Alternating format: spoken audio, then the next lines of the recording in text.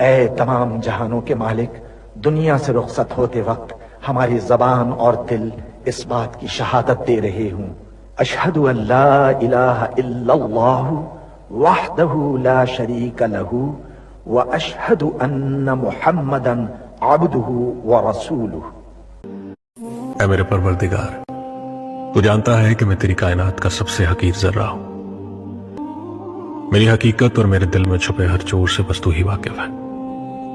میرے گناہوں کی فہرست کتنی بھی طویل سہی، تیری بے قرار رحمت سے کم ہے۔ میرے مولا، تیرا ہی آسرا ہے، میری ہر سانس کے مالک، میرے ہر کام میں اپنا کرم فرما۔